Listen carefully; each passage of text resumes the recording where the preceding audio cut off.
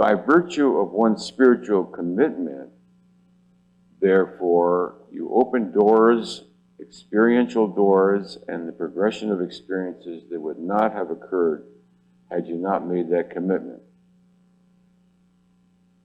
To be spiritually committed is to automatically bring into your presence, into your existence, into your experience of your own existence, things sequencing themselves in a way that would not have happened otherwise.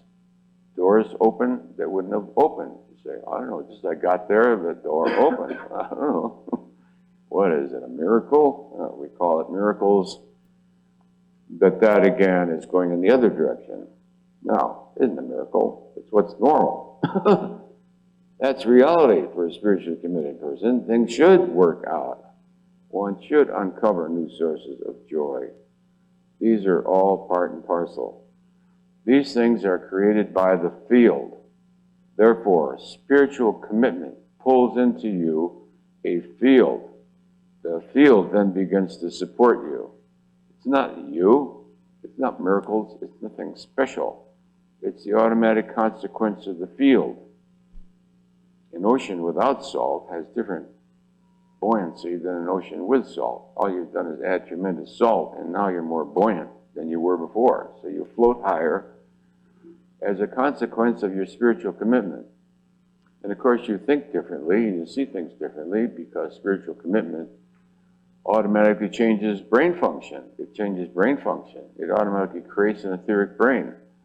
One now has an instrument through which all experience is filtered or processed, which is not present. Komodo dragon doesn't have an etheric brain. He doesn't really worry about things. Lucky from a certain viewpoint, right? Lucky Komodo dragon.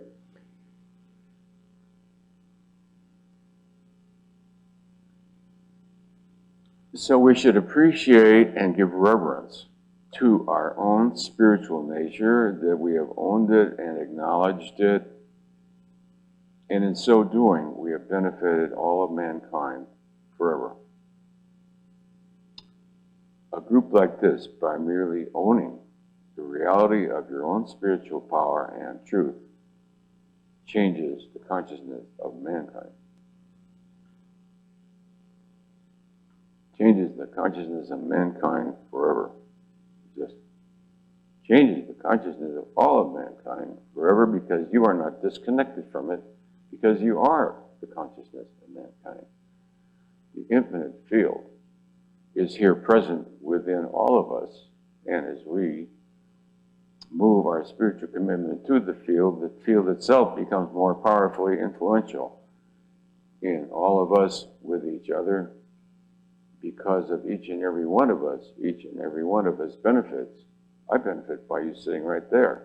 I benefit by you. Every single person here, we all enormously radiate enormous power, spiritual power to each other, which I never speak of, but today I thought I would. That's a fact. We are all moving along, not just as a consequence of our being so wonderful ourselves, but the fact that we're surrounded by people who are wonderful, and we are included in their field. So all of life benefits then by our commitment, and we automatically bring the miraculous into our life as the everyday. The everyday things. When other people drop a button from the bureau, they don't find it. And you say, Holy Spirit, I have to have that button. You find it. You think everybody does that. No, they don't. They don't find the button.